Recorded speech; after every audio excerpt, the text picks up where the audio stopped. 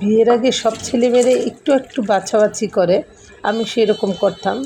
যদি কোনো কিছু খেতে চাইতাম না, মাছ খেতে চাইতাম না, তখন আব্বা মাছ বেছে সবজি একসাথে নিয়ে ভাত একসাথে চটকিয়ে মেখে দিতে, তখন খেয়ে ফেলতাম। তবে এই কচু রান্না করতে করতে একটা কাহিনী মনে পড়ে গেল। বাসায় রান্না করলে তেমন একটা খেতাম না, পছন্দ করতাম না। আমি যখন ইন্টারে পড়ি তখন আব্বা কুমিল্লা সরকারি মহিলা কলেজে আমাকে ভর্তি করিয়েছিলেন। ওখানে হোস্টেলে আমি থাকতাম। তখন আর বাছাবাছির উপায় আছে, তখন থেকেই কচু খাওয়া শিখে গেছি।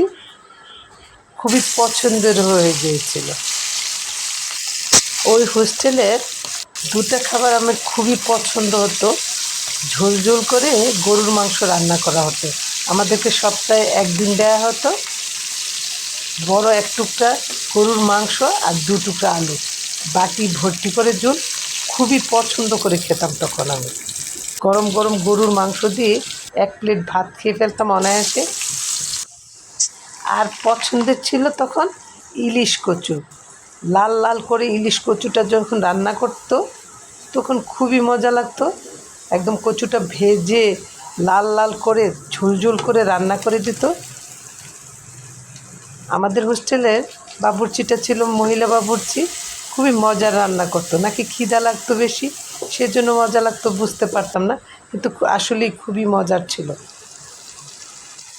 সেই থেকে এখন পর্যন্ত ইলিশের এই কচুটা খুবই পছন্দ করে খাই আমি। সেজন্যই তো সকালে যখন আমার যা বলল, ভাবি কচু রান্না করবা, কচু আছে নিবা, তখনই আমি কচুটা নিয়ে নিলাম। বাসায় ইলিশ ছিল, ইলিশটা নামিয়ে নিলাম, তারপর কচু দিয়ে রান্না করে নিলাম।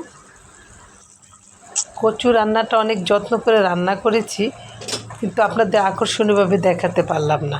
কারেন্ট ছিল না, রান্নাটাকে কেমন যেন ফ্যাকাশে ফ্যাকাশে ঘোলা ঘোলা দেখাচ্ছে।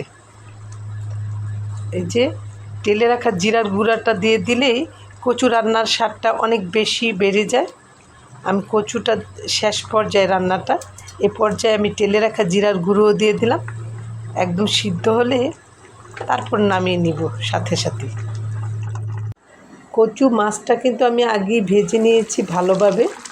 তারপর আদা রসুন পেস্ট সহ হলুদ মরিচ লবণ ধনিয়া দিয়ে ভালোভাবে কষিয়ে তারপর ঝোল দিয়ে দিয়েছিলাম। এই তো আমার রান্না।